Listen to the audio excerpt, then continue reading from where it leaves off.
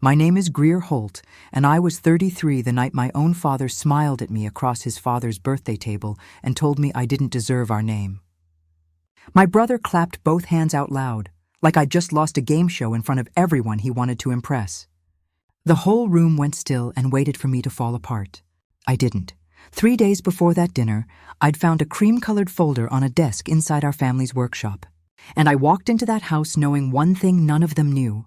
So when my grandfather set down his fork and pushed back his chair, my father's smirk was about to cost him everything he thought he already owned. Stay with me. The dinner is only where this starts. Welcome back to Storytime with Grandma, where ordinary families hit the exact moment everything they believed about loyalty gets tested out loud. If you're the quiet one who notices things, who fixes things, who never gets thanked for it, you're in the right place. Drop a comment and tell me where you're listening from. And be sure to subscribe. I should tell you what I do, because it matters later. I'm a municipal engineer for the town of Millbrook.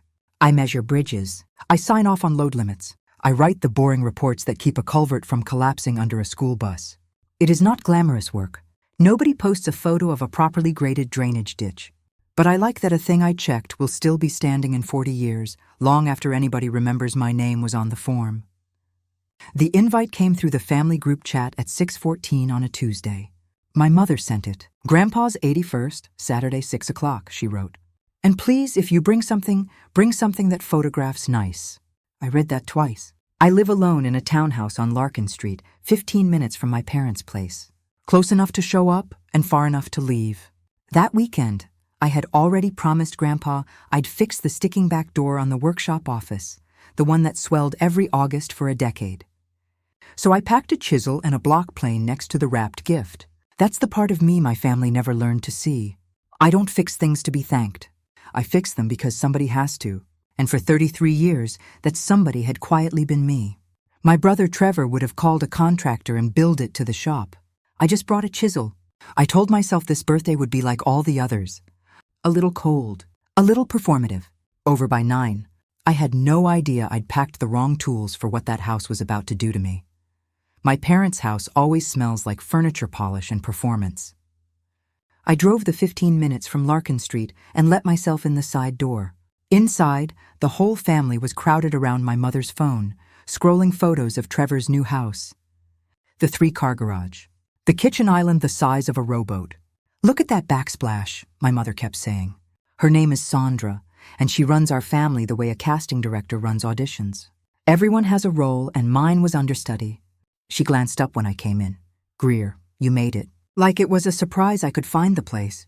My father, Roland, was holding court by the counter. He looked me up and down. Work boots, no makeup, and gave the little laugh he saves for me. Still out there measuring other people's work, sweetheart.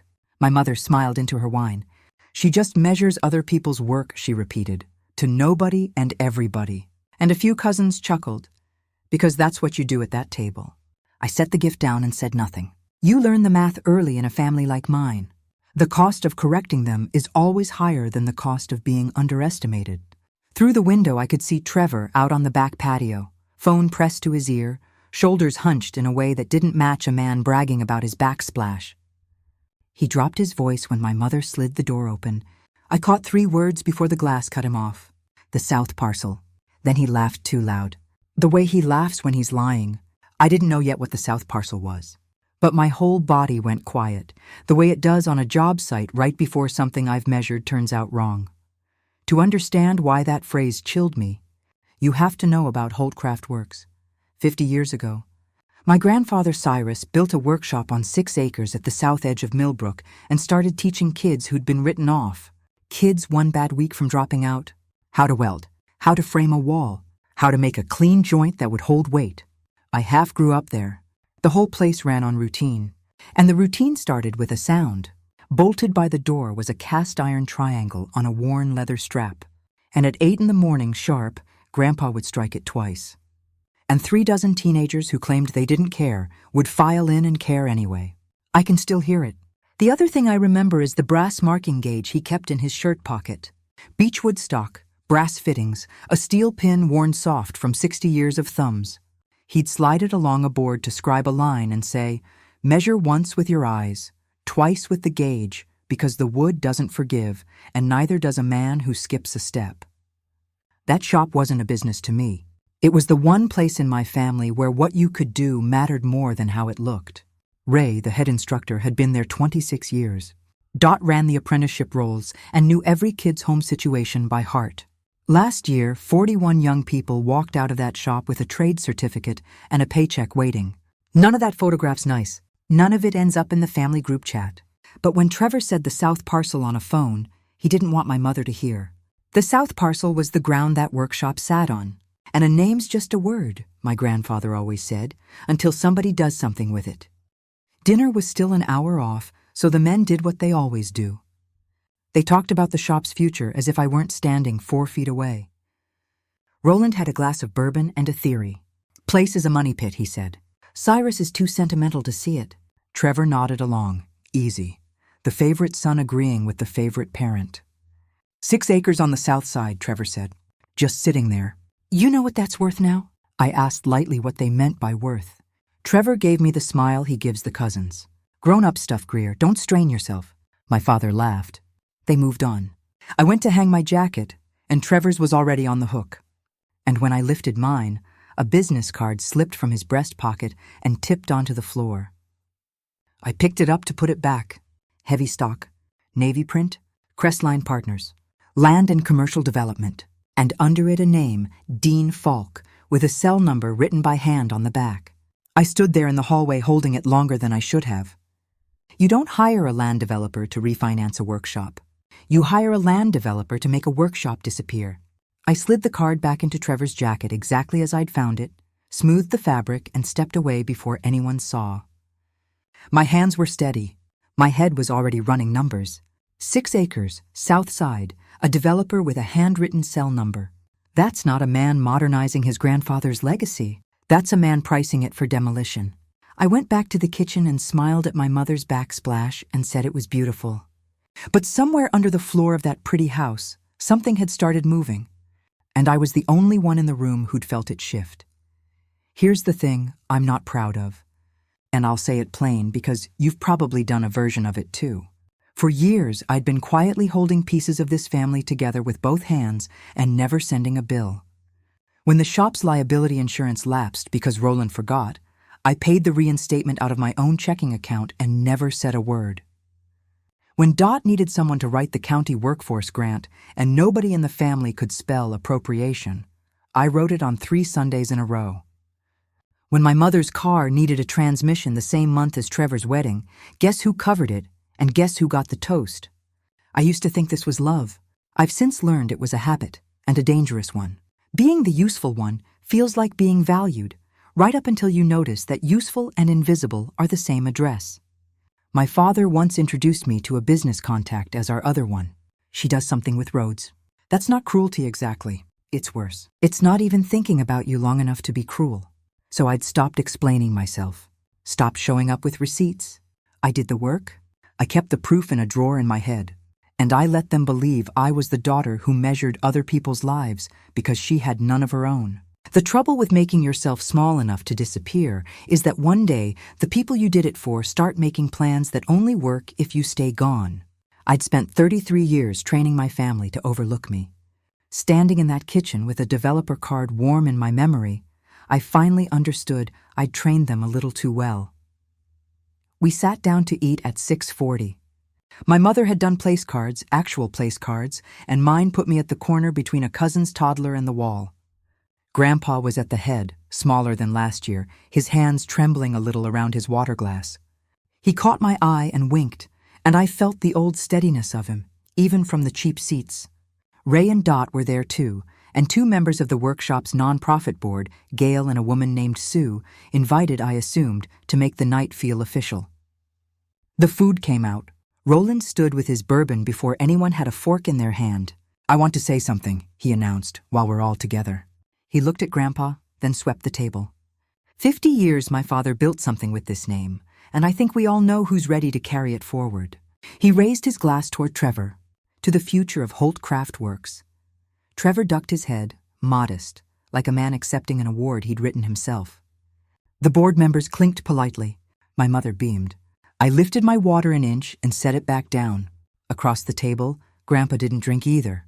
He just watched his son the way he used to watch an apprentice cut a board too fast, quiet, patient, already knowing where the saw was going to slip. I thought the toast was the worst it would get. A little theater, a little favoritism, dessert, and out by 9. I was wrong about that the way I'm rarely wrong about a load calculation. The hard part of the night hadn't started. It was 4 sentences away, and my father was the one about to say it. It was Sue, the board member, who set it off without meaning to. She turned to me, kind, and asked what I thought about the shop's future, since I knew construction. The table's attention swung my way, and my father didn't like it there. Before I could answer, he set his glass down hard. "Greer doesn't get a vote on the future of this family," he said. The room cooled. Sue blinked. I kept my voice even and said the workshop wasn't only family. It was 41 kids a year. That was the wrong thing to be right about. Roland's face did the thing it does. The smile that isn't one. "You want to lecture me about this name?" He leaned across the table toward me, and the whole room leaned with him. "You've never built anything. You measure what other people build, and you send them a bill. You're a clipboard, Greer. You don't deserve to carry our name." And then into the silence my brother clapped.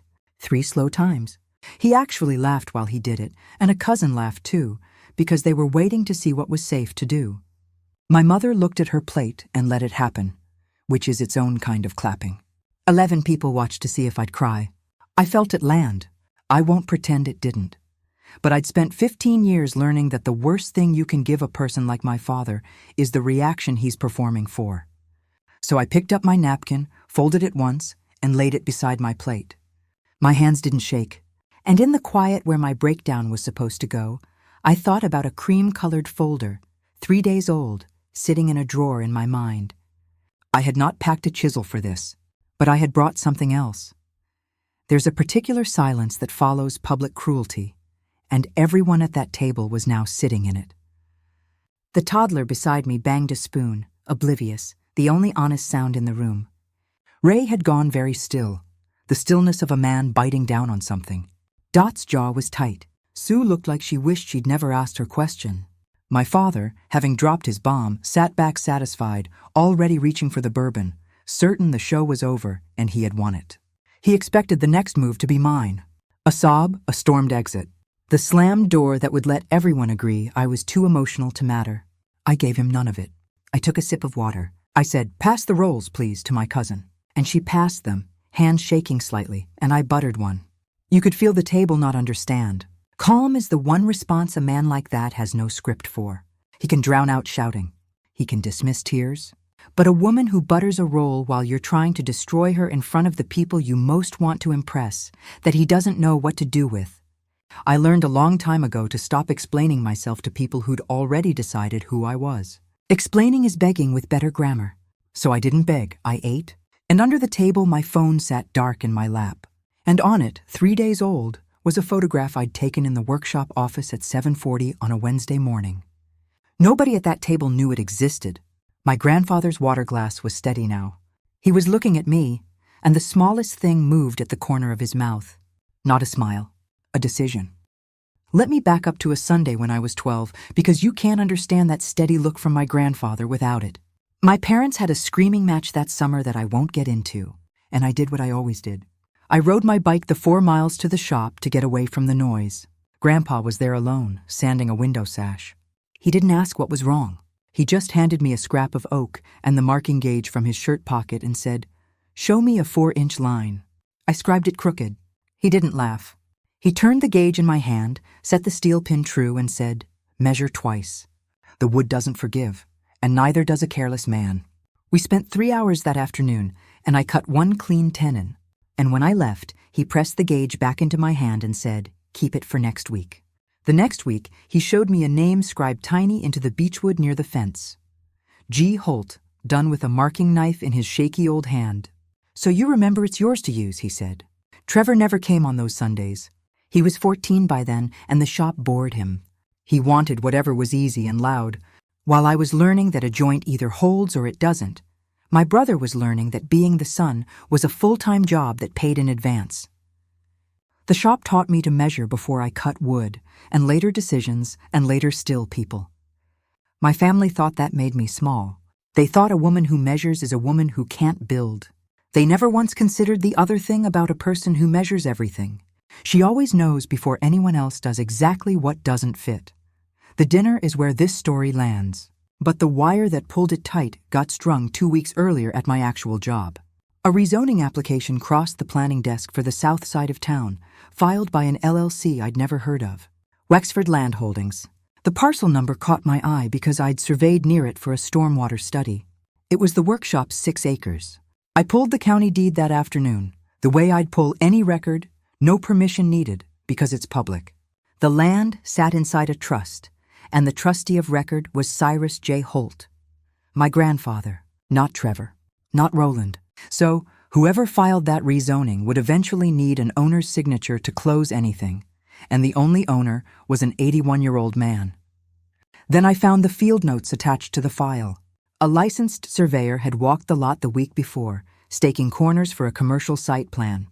The kind you draw when you're planning to scrape a property flat. I drove out to the shop that evening, casual, told Ray I was checking the gutters. 2 orange survey stakes sat in the gravel by the lumber shed, fresh ribbons still bright. Somebody was measuring my grandfather's land to take it apart, and they hadn't told my grandfather. I want to be clear about what I did and didn't do, because I've replayed it 100 times. I didn't have proof of who. I didn't have the authority to stop a private deal, because I wasn't the owner. Only Cyrus was. What I had was a public record, a survey stake, and a brother who'd said 3 words on a patio. So I did the only thing the situation actually let me do. I started quietly to find out exactly whose signature they were planning to use. I want to stop here for 1 second, because this next part is where I almost talked myself out of looking closer. If you've ever spotted something wrong in your own family and told yourself you were probably overreacting, stay with me. I nearly did that. I'm glad I didn't. If you're the kind of person who notices things, hit subscribe and stick with me because it matters how this ends. 3 days before the birthday, I went to see Trevor at the shop alone, on purpose. I found him in the office going through a filing cabinet that wasn't his to go through. I kept it light. "Trevor," I said, "what's going on with the south parcel?" He didn't even flinch, and that told me more than a flinch would have. He smiled and shut the drawer with his hip. "Just looking at refinancing options," he said. "Grandpa's behind on the building loan. I'm trying to get him better terms before the place bleeds out." It was a good lie. It had a number in it, a sympathetic motive, a villain that wasn't him. If I hadn't already seen the deed and the survey stakes, I might have believed it. Instead, I just nodded and said that sounded smart, and watched relief flicker across his face. The relief of a man who thinks his little sister bought it. "Don't mention it to the old man," he added casual. "He worries." That was the line that settled it for me. You don't hide good news. You hide good news from a man only when the news is bad for him and good for you. I told Trevor I wouldn't say anything. That part was even true. I just didn't tell him why. Because I'd already decided that the next time the south parcel came up, it wasn't going to be me who brought it. So I tried, gently, to warn my grandfather. I drove out to the shop 2 days before the party with coffee, the way I had 100 times. He was in the office chair, reading glasses down his nose, and he looked older than I'd let myself notice. Hands trembling around the mug, a beat slow to follow what I said. I didn't want to scare him. The man has a heart that's been through 2 stents. Your grandson is selling your life's work out from under you felt like a thing that could stop it. So I went sideways. I asked how the building loan was doing. He waved a hand. "Roland handles the money side now," he said. "Trevor too. Let the boys carry it." I asked carefully if anybody had talked to him about the land. He looked at me a long moment, and then something in his face just closed. "It's all in good hands, sweetheart," he said, and patted my arm and changed the subject to whether I was eating enough. I left frustrated, certain I'd hit a wall of an old man's pride. Out in the shop, the triangle hung by the door, and on my way past I noticed something I hadn't put together before. The class on the floor was thin. Maybe a dozen kids, where there used to be 30-odd. I asked Dot about it on my way out. She frowned. "Enrollment paperwork's been getting lost," she said. "New apprentices keep not getting processed. Trevor said he'd handle intake. Somebody was letting the shop go quiet on purpose, thinning it out so it would look like a failing program nobody would miss." I drove home rattled. I'd misread my grandfather completely. I just didn't know it yet. The morning before the birthday, I went back to fix that swollen office door I'd promised Grandpa. The chisel and block plane in my bag. The office was empty. While the glue on the rehung hinge set, I went looking for the insurance binder so I could check the policy I'd quietly kept current for 6 years. It wasn't in the cabinet. It was on Trevor's borrowed desk, under a cream-colored folder I didn't recognize. I'm an engineer. I read what's in front of me. It's a reflex I can't switch off. The folder wasn't sealed, so I opened it, and the floor of my stomach dropped 4 feet. Inside was a letter of intent. Buyer, Crestline Partners. Contact, Dean Falk. Subject property, the 6 acres of Holtcraft Works. Purchase price with a comma in it that I won't say out loud. Estimated closing, 60 days out. And 1 line of terms that I read 3 times to be sure. Property to be delivered vacant. Existing training operations to cease prior to closing. Cease, not relocate. Not modernize, cease. And at the bottom, on the signature line under seller's representative, was my brother's name in his own looping hand.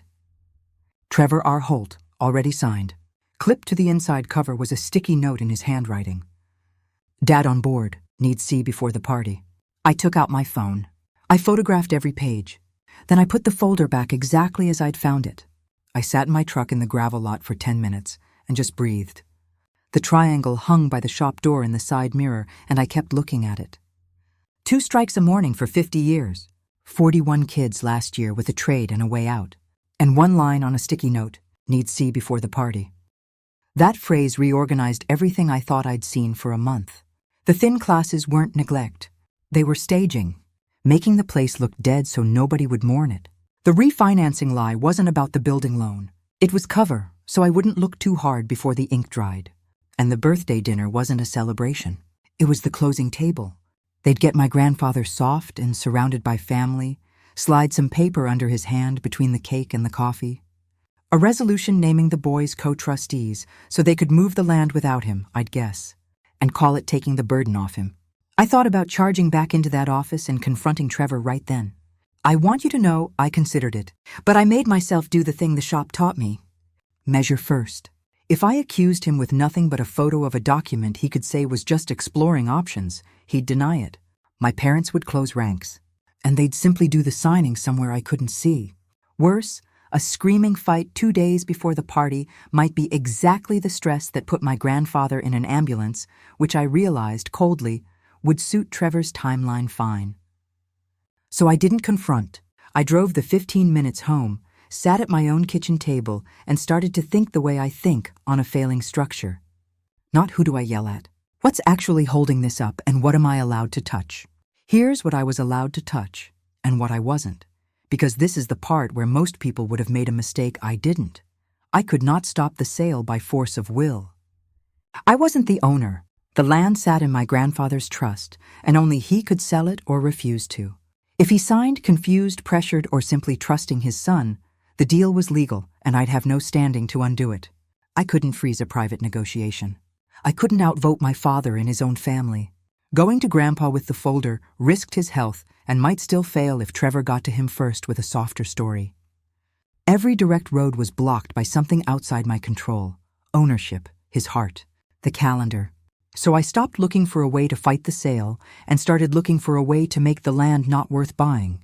That's a different problem, and it happens to be the exact problem I'm trained to solve.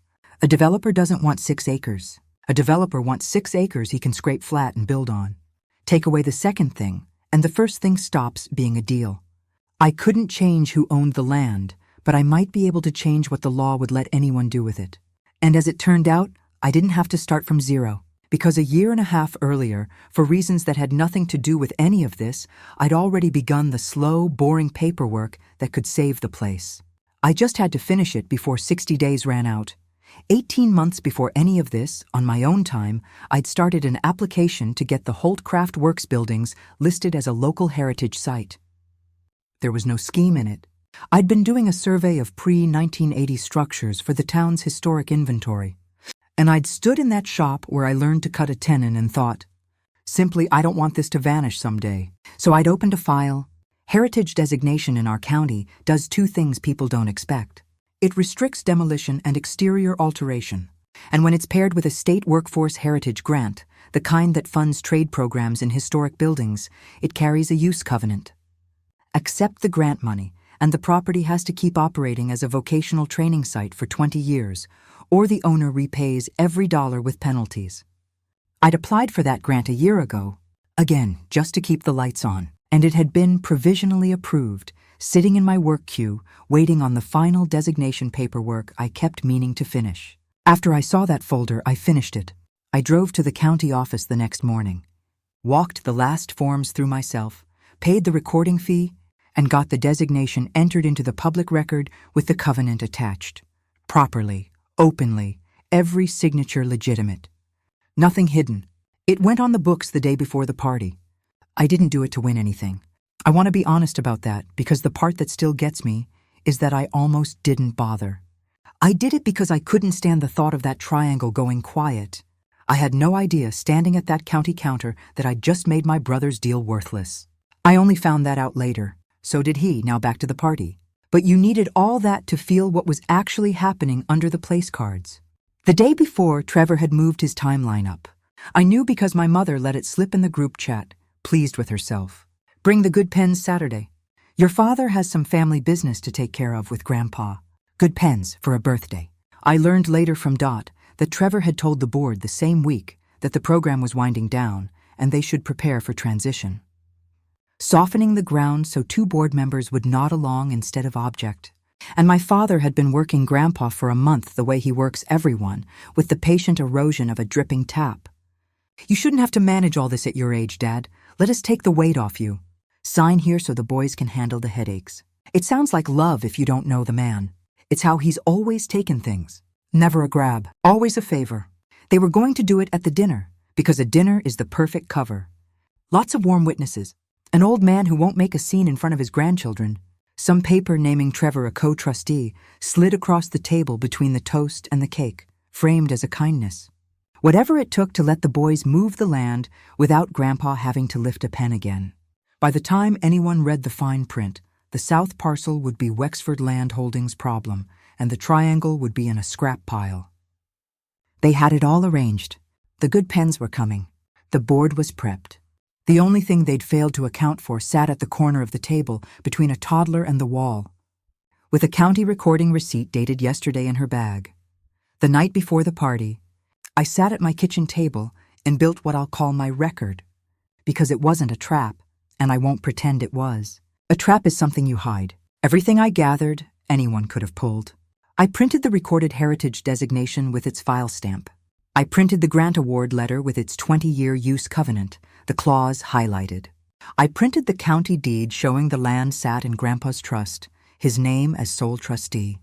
And I printed the photos of the letter of intent, Trevor's signature, the operations to cease line, the sticky note. I put them in order the way you'd order an inspection report. Here's the structure. Here's the load. Here's where it fails. My father's whole life has been built on appearances. On what a thing looks like to a room. My brother's plan ran on a lie nobody bothered to check. So I didn't bring more appearances, and I didn't bring a louder lie. I brought paper that was simply, boringly true. The kind you can hand to a stranger and let them read for themselves. That's the difference between how they fight and how I do.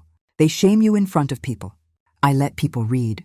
They manipulate a confused old man in private. I put the facts on a public record any clerk could confirm. I wasn't building a weapon to hurt my family. I was building a record so that when the moment came, the truth wouldn't need me to raise my voice for it. I slid the pages into a plain envelope and set it by my keys.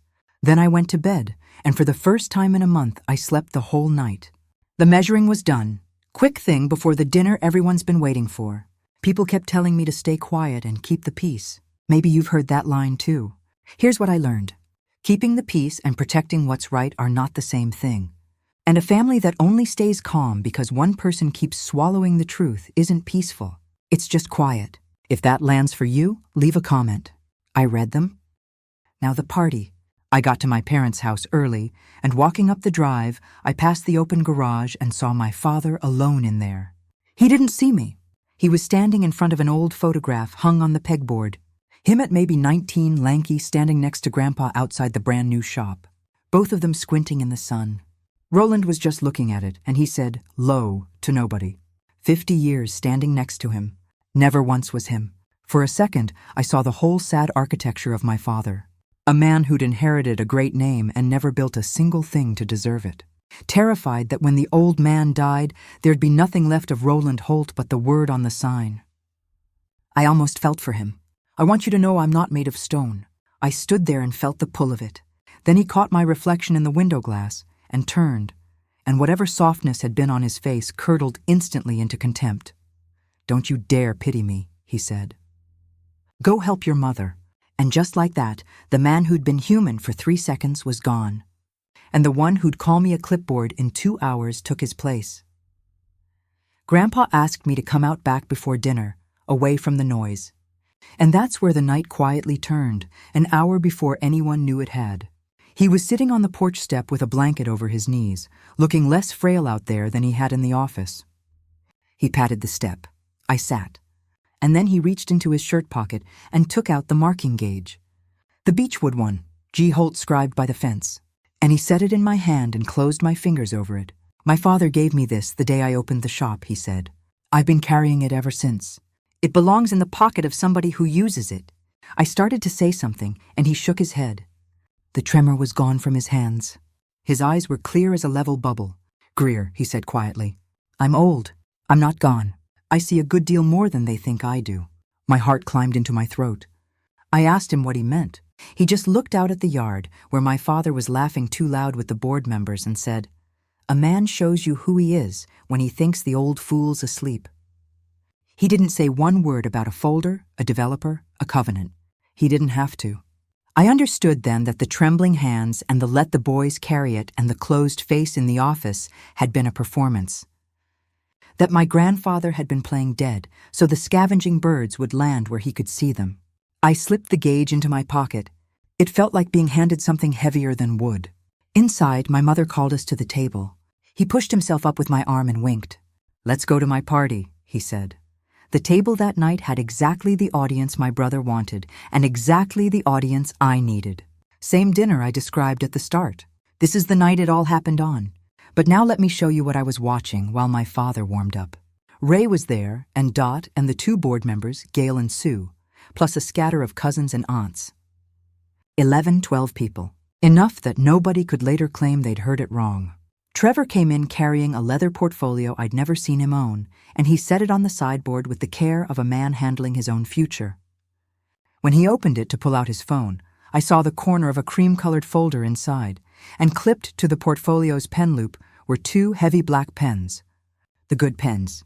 He'd brought the closing documents to a birthday dinner.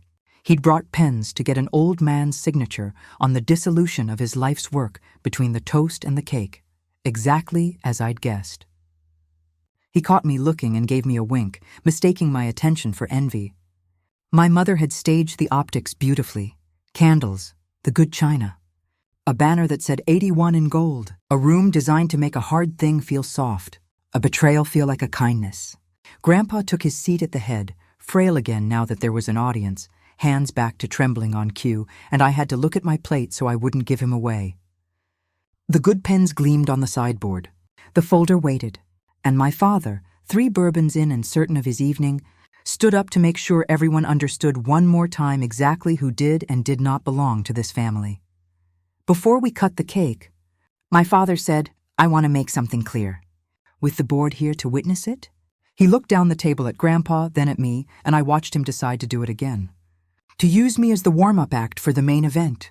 There's been some confusion about the future of this name, so let's settle it." He smiled at me, the smile that isn't one. "My daughter here measures other people's work for the county. That's a fine little job, but she's never built a thing in her life. She doesn't get a say in this family's legacy because, frankly," and here he spread his hands to the room like a man delivering good news, "she doesn't deserve to carry our name." And Trevor clapped again, slower this time, savoring it. And 2 cousins joined in because the favorite son had set the tempo. My mother dabbed her eye like she was the one being brave. While the clapping was still going, Trevor reached to the sideboard, lifted the cream folder from his portfolio, and slid it down the table to rest in front of Grandpa with one of the good pens laid across it. "Speaking of the future," he said warmly, "Grandpa, While we're all together, there's just a couple of things here that would take the weight off you. Whenever you're ready, it was perfect. You have to admit it. The shaming and the signing in the same minute. The room full of witnesses too polite to interrupt. The old man cornered by his own birthday. They thought the applause was the sound of winning. I sat very still and felt the gauge in my pocket, and I let them have their last good moment. Then I set my napkin beside my plate and quietly said, "Before anyone signs anything, I think Grandpa wants to say something first." My voice didn't rise. That's the part I'm proudest of looking back. I didn't take my father's bait, didn't match his volume, didn't give the room the meltdown it was braced for. I just laid the gauge on the white tablecloth in front of me. Beechwood against linen, where Grandpa could see it. And I folded my hands. Every head turned. Trevor's smile flickered, confused, not yet worried. The way you're confused when a tool you've used 1,000 times doesn't do the thing it always does. My father frowned at me, irritated that the clipboard had a voice tonight. "Greer, sit down. This doesn't." But the room had already swung toward the head of the table, because that's where the energy in any family actually lives, and they could all feel it move. Grandpa set down his water glass. He looked at the cream folder in front of him and the good pen lying across it, and then he looked slowly around his whole family, at Roland, at Trevor, at the board members, at the cousins with their hands still warm from clapping. He took his time. An old man is allowed to take his time at his own birthday. And then my grandfather, the one who'd been trembling and vague and letting the boys carry it, the one everybody at that table had quietly written off the same way they'd written me off, put both hands flat on the table and pushed himself up to standing. The blanket slid off his knees. He stood straight, steadier than my father 3 bourbons in, and the room went so quiet I could hear the candles. For a moment he didn't say anything. He just stood at the head of his own table, 81 years old, and let the whole room understand that the frail man had been a costume.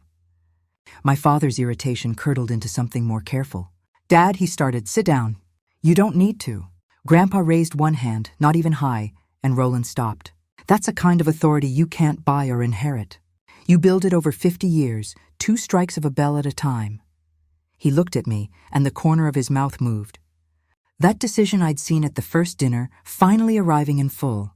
Then he turned to my father, and he spoke, and his voice did not shake at all.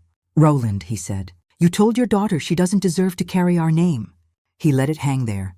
"You said it twice now. In my house. At my table." He picked up the marking gauge from in front of me, the one with G. Holt scribed by the fence, and he held it up so the room could see it. "Fine. A beat. Then she shall carry mine, and everything that comes with it." For 1 full second, nobody moved. Then I watched my brother's smile come off his face like paint under a heat gun. Not slowly, all at once, because Trevor, unlike my father, was quick enough to do the math in real time. Grandpa's name, Grandpa's trust, Grandpa's land, everything that comes with it, and he understood before anyone else at that table that something he'd thought was already his had just walked out the door. "No," Trevor said, half rising, the warmth gone out of him entirely. "No, Grandpa, you can't do this to me." "Can I?" Grandpa said, and there was no cruelty in it. Just 50 years of patience reaching its end. He sat back down slowly, deliberately, a man who'd decided the standing part was over and the truth-telling part could be done from a chair. "Sit down, Trevor. You too, Roland. You're going to want to hear this with your weight under you." They sat. The whole table sat, the way a class sits when the bell rings. "I'm old," Grandpa said. "I've let the 2 of you believe I'm something more than old because I wanted to see what you'd do with the room when you thought the old man couldn't read it. A surveyor walked my land last month. I watched him from the office window. I get the mail. Roland, I see the filings. I knew about Wexford land holdings before either of you said the words at my table." Trevor had gone the color of putty. "Grandpa, that's not don't." Grandpa didn't raise his voice. He lowered it, which was worse. "Don't lie to me at my own birthday. You've done enough of that this year." He reached out and put 2 fingers on the cream folder Trevor had slid him, the one with the good pen lying across it, and he turned it around so the table could see the cover. "You want me to sign this? Let's all look at what you brought to my party." He opened it, slid out the letter of intent, and read aloud, unhurried, the one line that mattered. "Property to be delivered vacant. Existing training operations to cease prior to closing." He set it down. "Cease," he repeated. To the board members. To the cousins. To my white-faced mother. Not relocate. Not improve. Cease. My grandson signed an agreement to sell the ground out from under 41 kids and end the program his own father started. And he came here tonight to slide it under my hand between the toast and the cake, while his father warmed you all up by telling my granddaughter she's not really family. He folded his hands. I've known about this for 2 months. And 2 weeks ago I put my whole estate, this trust, and that shop into Greer's hands. It's already done. It's already signed by me. Roland found his voice first, and it came out ugly. You senile old. He caught himself in front of the board, swallowed it, tried again, reaching for reasonable. Dad, she manipulated you. She's been planning this. She got in your ear. She didn't say a word to me, Grandpa said. That's how I knew to trust her. Then he looked at me, and he did the thing he'd never once done in front of the family. He asked my opinion. Greer, they'll want to take this to a lawyer Monday and try to sell anyway. Tell them what they'll find. So I told them, calmly. The way I'd read a load report to a contractor who didn't want to hear his beam wouldn't hold. You can take it to whoever you want, I said. It won't matter. 18 months ago, I started the paperwork to have the workshop buildings entered as a local heritage site. I finished it Thursday. It's recorded with the county. Anyone here can pull it Monday morning. Trevor was shaking his head, not following. Heritage designation restricts demolition, I said. And it's tied to a state workforce grant the shop was awarded last year. That grant carries a use covenant. The property has to operate as a vocational training site for 20 years, or the owner repays every dollar with penalties attached to the land itself. I let that settle. Crestline wants 6 acres they can scrape flat and build on. They can still buy the dirt. They just can't tear the buildings down, can't shut the program, and can't shake that covenant. It runs with the land, so any buyer inherits all 20 years of it. There's nothing here worth what they offered. The deal was dead before Trevor brought it to dinner. He just didn't check the record, because checking other people's work was always my job, not his. Sue, the board member, actually breathed out a small laugh. Relief, not humor. My father stared at me like he'd never seen me before, which I suppose he hadn't. And my mother, who had spent the entire night letting it happen, said the line I'll keep forever. Greer, honey, you should have told us. Should have told them. As if the folder on the sideboard had been an invitation to a conversation. I looked at her, and I didn't raise my voice either. You told everyone I just measure other people's work, I said. Turns out measuring other people's work is exactly what saved yours. That's when the room my father had built came down on him, and not one part of it was my doing. They did it to themselves, out loud, in front of every witness they had invited to admire them. Roland stood so fast his chair went over backward. This is my family, he shouted. And there it was. The volume he'd always counted on to win. I gave you everything, both of you, and this is how, he swung toward Grandpa. You're going to humiliate me in front of the board over a pack of welding students. I am your son. Spit on the candles. The aunts flinched. Trevor was a different kind of unraveling. Quieter, panicked, doing arithmetic. Grandpa, I already gave Crestline a good faith deposit, he said fast, pleading. There's a break fee if the deal falls through. $40,000. I put it on. It's my money. I can't just... He stopped, realizing he'd confessed the whole thing to 12 people. My mother started to cry, the practiced kind, reaching for Grandpa's sleeve. Dad, you're confused. You're not well. This child has turned you against your own son. 3 of them, all going off at once, each in their own register. Rage, panic, performance. And the strange thing, the thing I want you to hear, is that I felt no urge at all to join them. I didn't shout. I didn't gloat. I didn't even stand up. I sat at the corner of the table where they'd put me, between the toddler and the wall, with my grandfather's gauge in my pocket, and I watched the people who'd spent my whole life telling me to calm down lose every shred of theirs. My father pointed a shaking finger across the wreckage at me, looking for the reaction he'd been trying to wring out of me for 33 years. I gave him the same thing I'd given him at the start of the night. I picked up my water. I'm not raising my voice, I said. I don't need to. The paper already did. The board settled it without a vote. Gail pushed back from the table and said plainly to the whole room, Cyrus, the program's not winding down. Not while I'm on this board. Sue nodded and added that she'd be calling Dot Monday to fix whatever had been happening to the enrollment paperwork. Ray, who'd said nothing the entire night, finally spoke, looking right at Trevor. 41 kids last year, he said. You were going to sell their floor out from under them for a garage upgrade. He didn't say it loud. He didn't have to. The cousins who'd clapped were staring at their plates now, doing the quiet recalculation people do when they realize they applauded for the wrong side. And my father, for just a moment in the wreck of his own party, looked across at me with something that wasn't rage. It was the garage face again. The man at 19, squinting next to his father, afraid of being nothing. For one breath, I thought he might say the true thing. Then his jaw set, and he chose the only move he's ever known. You did this, he said to me low and hateful. You split this family. Not I'm sorry. Not you were right. Just blame, reaching for the door on his way down. Grandpa heard it. He picked up his fork, finally, and cut into the cake nobody had served. No, he said mildly. She's the only one who held it together. Nobody clapped this time. The Crestline deal died the following week, exactly the way I'd told them it would. Dean Falk walked the moment his lawyer pulled the heritage record, and Trevor was left holding the $40,000 break fee he'd guaranteed with money he didn't have. A number he now gets to explain to his wife and his bank, not to me. My father stepped back from the shop entirely. There wasn't a role left for a man whose only job had been carrying a name that no longer answered to him. My mother sends the occasional group text about how we're all still family, which is true in the way a foundation crack is still part of the house. As for the workshop, it's still there. The designation held. The grant cleared. Dot got the enrollment fixed by the end of the month, and the spring intake came in at 36, the biggest class in 4 years. Grandpa had already signed me in as successor trustee 2 weeks before the party. The next Tuesday, we sat down with his lawyer to record the amendment, hand over the files, and walk me through the duties. No theater, just a handshake, and I run Holt Craftworks now. I still have my day job measuring bridges. I just spend my Saturdays at the shop. And every morning at 8, I do the thing I watched my grandfather do my whole childhood. I take the worn leather strap by the door, and I strike the cast iron triangle twice, and 36 kids who swear they don't care file in and care anyway. The marking gauge lives in my shirt pocket now, G. Holt by the fence.